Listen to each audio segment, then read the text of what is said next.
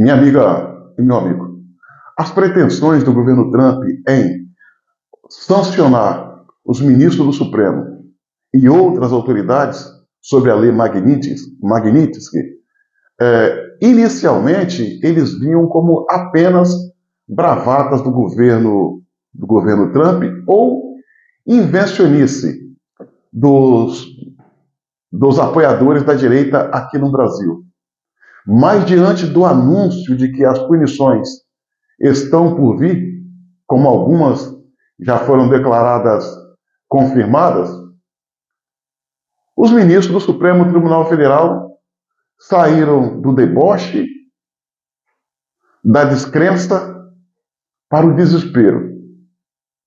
Eles que falavam que não temiam as punições e até faziam piadas, agora estão extremamente preocupados, ao ponto de pedir ajuda ao governo Lula para intermediar junto ao governo Trump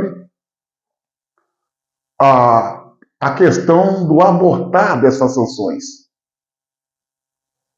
E esse trabalho, quando é feito pelo chanceler brasileiro, nesse caso, o diplomata Mauro Vieira. Só que tem um detalhe. O Mauro Vieira, ele não tem muito o que fazer, ou melhor, nada para se fazer para abortar, para frear, para impedir que essas sanções possam continuar vindo contra autoridades brasileiras. E não tem por diversos motivos. O governo brasileiro não gosta de credibilidade junto ao governo americano. Tanto é que, durante uma audiência na Câmara dos Deputados, o Mauro Vieira, quando era entrevistado pelos parlamentares, ele disse que havia mandado uma carta para Marcos Rubio, secretário de Estado americano, quando este tomou posse. Porém, o Marcos Rubio sequer respondeu à carta do Mauro Vieira, o chanceler brasileiro. Sinal que o governo não tem acesso, não goza de credibilidade, e o senhor Mauro Vieira, por sua vez, como todo o governo Lula, não são bem-vindos e levado a sério pelo governo americano. Aonde já se viu, minha amiga e meu amigo, dois chanceleres, um brasileiro e um americano que não se conversam. Alguma questão tende a avançar diante desses dois? Claro que não. Mesmo porque o governo Lula, ao longo desses anos, e sobretudo antes da eleição e pós ela, fez vários ataques verbais a Donald Trump, de uma forma desrespeitosa e inconsequente, como se não houvesse amanhã, como se a atitude dele não tivesse repercussão e consequência. Teve, tem e terá. Os ministros do Supremo Tribunal Federal, no alto do seu desespero, por saber que as punições já começaram, cobra a intervenção imediata do governo, intervenção essa que não está vindo e provocando insatisfação extrema nos ministros do Supremo Tribunal Federal. A relação entre os ministros do Supremo e o governo Lula, no campo da negatividade, chegou a tal ponto que eu diria que já está em nível de crise institucional. E toda crise tem um culpado. E o culpado escolhido por essa crise, na visão dos ministros do Supremo, chama-se chanceler brasileiro Mauro Vieira. O Supremo entende que ele não está tendo um empenho necessário e suficiente para debelar essa situação. Só que, repito, ele não tem o que fazer sobre as ações as quais eu mencionei. Os ministros do Supremo, no decorrer dessa semana, marcaram uma reunião lá no Supremo para que o chanceler Mauro Vieira pudesse participar. Sabe o que aconteceu? Mauro Vieira não foi e manifestou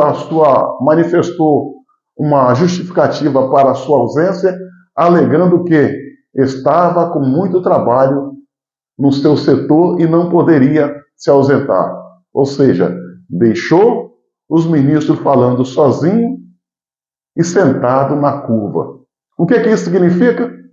É o governo abrindo mão, melhor dizendo, é o governo Lula largando mão do Supremo Tribunal Federal, porque a situação dos ministros é indefensável. Simples assim.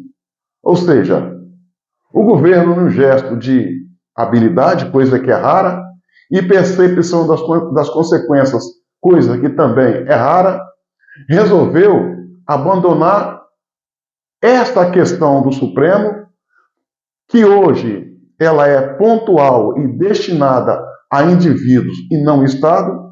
Por quê? Caso o governo brasileiro entre de corpo nessa briga, querendo defender a todo custo os ministros, o que pode acontecer?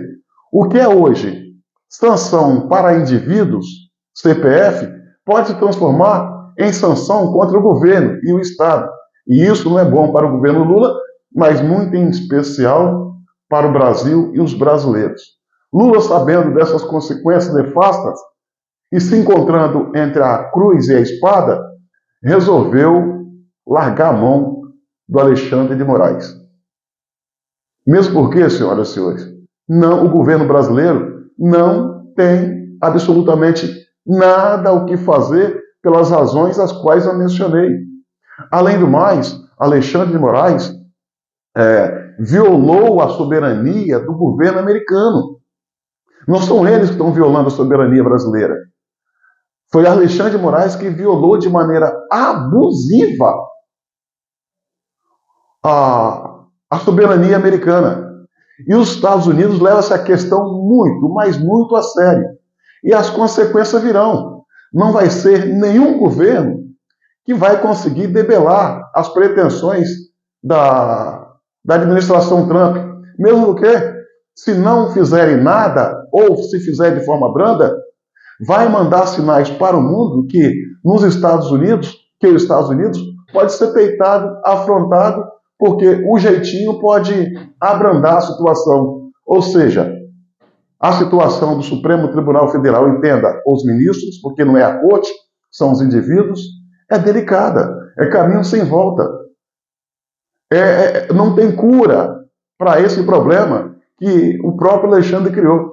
Mas, agora, com certeza, escreva aí, eles já escolheram o Mauro Vieira como Cristo, como responsável por essa situação seguir a passos largos, e, por certo, vão pedir a cabeça dele como se isso fosse resolver alguma coisa. Fato é que o governo Lula e o Supremo Tribunal Federal já estão em rota de colisão. O governo Lula já largou a mão do Alexandre de Moraes, pulou do barco. Isso mostra que o sistema está ruindo. E isso é muito bom. Bom para o Brasil, bom para os brasileiros, bom para a liberdade de expressão e igualmente bom para a nossa democracia, que poderá se revigorar se esse indivíduo cair. O Brasil só vai para frente de uma forma democrática e pujante se esse sistema ficar para trás, e ficará, se Deus quiser.